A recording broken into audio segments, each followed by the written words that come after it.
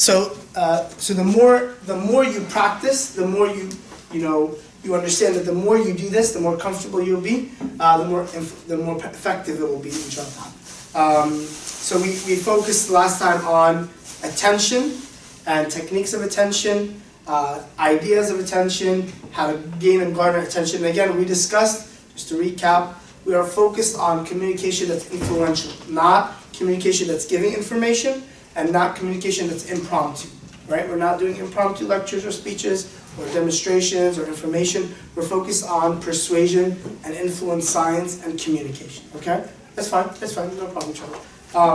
So, let's move into today's topic, which is a little bit about the actual influence science, okay? So we'll discuss this again. This is a leadership class. So we'll discuss this from a leadership perspective first, and then we'll dive into some of the science and human behavior to understand the philosophy behind influence. Again, if you understand the theoretical, at least at a basic level, you understand the theories behind it, you can better manipulate is a bad word, but you can better prep your communication to bring out a change, right? So we mentioned that there is communication that is just information, and there's communication that is intended to change thoughts or feelings or behavior, right? And we're focusing on communication that changes thoughts, feelings, or behavior, right? Very, very clear. Excellent. So influence science. So let's talk about influence, inshallah, a little bit. So John Maxwell says that influence is leadership. Leadership is influence, nothing more, nothing less. Why? Why is influence everything in leadership? Yes? Because a leader is someone who can direct people towards a common goal, and influence is basically the act of directing people. Okay, so good. Direction. What else? Influence is directing people, not the act. Okay, so yeah, it's just, influence. No, I was just correcting myself. Yeah, that's right. Right, good. Excellent. What else? Why is leadership influence? So you guys filled out surveys, by the way, and a lot of the responses were a leader is somebody that's a role model, a leader is somebody that's a good person, a leader is somebody that helps people. You know, we have all these things. Why is he defining it as influence? Because a leader is not always a good person. I mean, as long as you influence a group of people, you're considered a leader. Good, so what does that mean to you? Like Donald Trump has influence. Okay, good. We can agree that that's not our definition of what a good leader is, but he's still a leader in that sense. Okay, good. Excellent. So what does his influence mean to you? What kind of influence does he have? So again, we're trying to focus on the word influence. What does that mean to you? Leadership is influence. What kind of influence does he have? He has political and business influence. For example, he was a businessman that kind of turned into a politician, and he had he reached people that were sick of kind of the old system per se. He reached people. I like that. That's the influence part, right? Excellent. Very good. What else? What is influence? Why is leadership influence?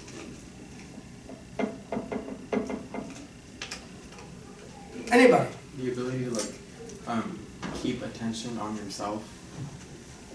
Okay. And not necessarily negatively, but just staying ahead of the game so that people see you as the person who is able to help them adapt to their new situations or something that's happening. So you're the person who's always at the front of everything, so they see you as a face of change and stuff. Okay, good. Oh, I like them. Good. I'm trying to pick out the key words that highlight influence. Good. Excellent. Anything else, Jamal? Anything else? Being the captain to lead your group forward, basically. The captain. The captain you mentioned? Good. Position. Excellent. Good. So influence comes in many forms. Again, everybody wants to understand leadership, but few want to, so everybody wants to know leadership, but few want to understand it. And many people want to lead, but they have to understand the elements behind it. So influence is the name of the game when it comes to leadership. So influence is a leader's ability to move people, to drive people, to affect people, okay? Again, the entire discussion that we're discussing is thoughts, feelings, and actions, right? Thoughts, feelings, and actions. That's how you influence people. It does not happen. So most times people define irresponsibly or just because of norms. People define leadership through positions, right? So a business person, a politician, so we define leadership sometimes through a position. But to Maxwell's leadership science, the position leadership is the lowest leadership of influence, right? So we're going to go through the steps of influence today. The lowest step of influence is a position leader. A person that says, I'm the boss, I'm in charge, I have the title, I'm the captain, I'm the president, I'm the teacher, I'm the youth director, I'm the CEO, I am this, so therefore, you must follow me, right? So that's the lowest level of leadership. We're going to go through the levels of leadership in a second. But again, influence is constantly happening, right? Social researchers say that about, so this is from a book that was written in around 1995, right? From Maxwell's book. They said at that time, social research said that people reach around 10,000. The average introvert can reach up to 10,000 people. Okay? 10,000 people that he can possibly, or she can possibly influence. Of course, we know, like, what happened 20 years ago is light years different than today. Literally today, you can influence or touch people in the millions or billions, right? Potentially. With one really funny video on Facebook or one really funny video on YouTube, you can get 40 million views, right? So that influence is much greater. Obviously, the game is much greater today. So leadership is a responsibility of influence. That's what leadership is. It's the responsibility of how and what way and how much and what method that I influence people. And again, he highlights the word responsibility. So this is what I refer to you, Robert Delschinder. Robert Delschinder, the author of Power and Influence, he talks about the power triangle. The power triangle, the triangle of power that summarizes power, is, of course, the one that we are talking today, and our entire subject, our entire module is on, is communication. Number one element of power is communication. Communication, recognition, this is his words, which, AKA, that means what to us? What we mentioned last week. What does recognition mean? A synonym of recognition? Familiarity? Attention. Oh. Right? Attention. I was like, what are you going? Yeah. Attention. And then last is influence. Something like recognition as like a person. Yeah. Yes. So recognition, so communicating without recognition or attention, is it bring you influence? No. No, it doesn't, right? Remember we said the most basic thing is attention. That's why we started with attention last week. If you don't have somebody's attention, you can never influence them. Never. Right? You've never influenced somebody that you've never had their attention. So communication, recognition, and influence are the triangle of power. Mastering these three masters power in the world, right? And that can be corporate, financial, doesn't matter. These are the essential elements of power, okay? So, and alhamdulillah, we were talking about that. So, this is the triangle. So let's talk about the levels of leadership. So the levels of, now we're talking about the levels of influence, okay? So what it is John Maxwell's 5 levels. Hope that's 5. 1, 2, 3, 4, oops. 5, okay? 5 levels of mastering influence as a leader, okay? We're going to go through these quickly, inshallah ta'ala. We'll summarize them, we'll pray Maghrib, and then we'll come back, inshallah ta'ala, and I'll talk about the techniques of influence, okay? Techniques of influence. So, the first level. First level of influence as a leader is a leader that is in position. The highlight here, he focuses, by the way, it's just 5 P's. 5 P's. 5 P's of influence, if you will, okay? The first of them, and again, this is as a leader, is a leader that has position. So, Isra. If you get put in charge of an MSA, Or if Muhammad gets tomorrow, he opens up his own company and he has 15 employees. Or if Yusuf runs for office tomorrow in Richardson, okay? All of you will be given what? Positions. A title. Very good. What does that mean to you? What can you do now? Well, it gives you the kind of, I don't want to say the power, but it kind of puts everyone in a hierarchy. Kind of. Good. Excellent. So I'm looking for keywords. So it puts everybody in a pyramid. Who's at the top of the pyramid? You are. I am, of course. Very good. Excellent. Because why? Because you have a name. Because I have the name. Excellent. Muhammad, are your employees, they have to listen to you? Yeah, Why? because I've been entrusted with a position, which means that I'm credible and like qualified enough to be giving them the directions that. Oh, you're giving yourself extra praise than you deserve. Yeah. I don't know about credibility and qualification, but you definitely got the position, for sure. Yusuf, same way. Yusuf, if you pass the law in Richardson, there's no more guns in Richardson. You get shot. Everybody should do what? What should everybody do? Pick up the guns. They should listen to They should listen to me. you because you have a position, right? We expect influence because of a position. But the lowest level of influence is a leader that tries to influence through position, right? The boss says, this is how you do it. The leader says, this is how we do it. No. The boss says, you should go, you should come, you should listen, you should, right? He's trying to influence through his position.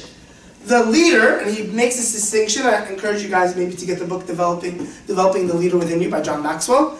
He focuses on the people, right? So he says the lowest and worst, I mean, if you stay here for a long time, people stay here for years. They stay in an organization for years, a company for years, they're mayor for years, or president for years, and they think people just should follow them because I am the youth director. Don't you see? It says youth director. You need to listen to me, right? Or you walk in and we assume positions give influence. That's the lowest level. Okay? So, so highlight this term. In this level, people follow because they have to. And that's the lowest level of influence. Second level is when you are with a group, you're with a team, you're with a company, you're in politics, whatever you are, and you rise up the ladder of influence and you get to what his second P is, which is permission. The permission phase. The permission phase is focused on relationships. Okay? So the highlight phrase here is people follow you because they want to. Why would people want to follow you if they want to? What did you do as the MSA president? Or what did you do as the CEO? Or what did you do as the mayor for people to want to follow you? What did you do? Give me some things that you would do for people to want to follow you. Gain their trust. Okay, good. Trust, credibility. Excellent. Yes. Similar ideals or goals. Good. Excellent. Okay, similar ideas and goals. Good. Excellent. What else? Like putting things into action, or like doing things that they want or whatever. Not Okay, so doing things that they want does what to them? So if we do what you, if I do what you want, things that benefit them, like he said. right? So what does that do to me? That builds a good, Trust. Relationship. great, very good. Excellent. I was looking for the R word. It builds a good relationship. You're building on a relationship. You're developing and cultivating the networks between people, and that builds. The more you, so a leader, he highlights this point about people. A leader loves the people that he leads, right? So you're building that relationship with people. Excellent. So if we, so there's that focus, that clear permission. They give you permission to lead them because they want to follow you. All right. Second level of influence as a leader. But if you get stuck here, so let's say we come to Mass all the time, and everybody loves just coming. Everybody just loves hanging out in the lobby. Everybody just loves having dinner together. Next week we go out bowling together. The week after we just go hang out together. And then what happens though? If that's the only leadership style you're using, what happens? What happens with your MSA if that's all you're doing? get any work done. Good, very good. We're not getting anything. What message your employees? It's every day. We're going out to lunch. Oh, guys, 4-hour lunch break today. Hey, guys, 8-hour lunch break today. Hey, guys, we're going on vacation today. What happens as a leader, if that's the only thing you do, Don't. you don't eventually lead. Exactly. So the third level is what he discusses and says is production. The higher. By the way, a lot of people go from where to where. He highlights it's very important. A lot of people go from position to, some of you guys mentioned it. They go from position to production, right? I got in trouble, I'm the youth director, I'm the MSA president, I'm the CEO, I'm the mayor, I gotta get things done. At the expense of what? Respect. Of the relationships and people that he wants to get things done. So no. We're gonna build the relationships first to make sure our influence is sustainable and long-lasting. And then we gotta eventually get to the phase where we start to produce, right? So 2 and 3 are very directly tied, and he mentions a lot of people skip 2.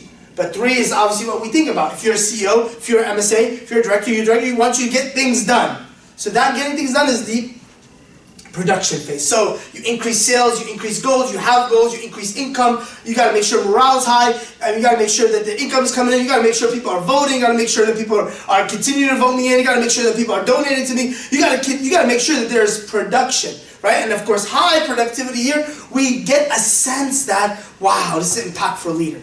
But people with, and this is of course, not true in many circumstances, but people think you can be the jerk that gets the high production, right? And of course, that over the long term will destroy whatever influence you want to have. Just so people sell out for production, they sell out relationships for results. And when you sell out relationships for results, your results will always be, your influence ladder will always be so high. Does that make sense? Excellent, very, very good. The fourth one, Chantal, let me go through them a little bit quickly. So he says, good, a leader goes from position to permission. People follow you because they want you. 2, people follow you, the key term here, people follow you for what you have done for the organization. Right? That's the key term, or the key phrase in the third level of influence. But then there's another level here. What the heck is up here? Power. So I got a position. People like me. We're doing a lot of great stuff. Hey, what the heck is this? Starts with By P. the way, there's 2 more steps. And then we gotta go to mechanism. Starts with P. It starts with a P, 5 Ps. Power. Progress. Progress. That makes sense. Petition. Progress. I don't know. So don't worry about what the P word is, but think about what the concept is. Oh. Yeah, production. What concept is up here? So if I'm the MSA president, and then everybody loves me, and then we're doing like 15 events a semester, Well, what's up, bro? If I'm the CEO, and everybody loves me, and it's lit, like we're bringing in money like crazy, Grow. What do you do? if I'm the mayor, and everybody loves me, and we're fundraising and donating, and what is this level? Prestige. Progress. Of influence. SubhanAllah, he defines it as it's levels of influence. It's only so much. There's another level. What is that level? Like having a wider range of influence. Like, Give me what you mean. Tell me what you mean. How does like that? for example, if you're an MSA and you have a team, like you get more people to be part of your team. Good, excellent, good. And what are you doing with these people though? How is that not results? Because your results are a step from the people you already have. Right. So now the next step is like increasing your. You know what I'm saying? Or I don't know. You tell me. You gotta define it better. okay, so first when you have your position and you have your team, you already have a team established. Good. So after you're producing and you have the relationship with the people, now your range of influence is greater, or you're increasing your range of influence. So now you have more people. So how do I increase my range of influence? more people. More events? No. More people coming to events? More donation money coming to the MSA? Like recruiting, I guess. Excellent. Yes. So it's a part of it is recruiting, and a part of it is what they call people person development. I just saw the same thing. Well, you know, Excellent. So in this phase, he says it's important. He says, look, at stage 2, people love you. At stage 3, people admire you. But at stage 4, they are dead loyal to you. Because loyalty is much higher than people liking you or people loving you, people admiring you. Loyalty is like, I will run through a brick wall for this person. Because what? What did you do? You poured into them things that they will use or need or value that they'll have the rest of their life. You constantly cared about them at a deep level. You gave value to them. You trained them. You prepared them. You empowered them to go on and become presidents and CEOs, to fulfill their dreams and fulfill their goals. You just gave them so much, and it impacted their life so much that what happened? Is it bad that they left the organization? Is it bad that they left the embassy? Are you crying because they left your company? Are you sad because they became the president or the congressman and you didn't? No. You kept giving them so that they could continue to their own success or where they want to go. That is what they say is people follow you because for what you have done for them. The more you do for your people, particularly here your core or the people you pour into, the more you do that, even if it brings production down a little bit, it'll bring you long-term influence in the future. Right? So it's an absolute future investment. So if you understand that, it's very, very important. And that's SubhanAllah. So production is very, very important. And the last one is what he calls is the highest level of influence, personhood.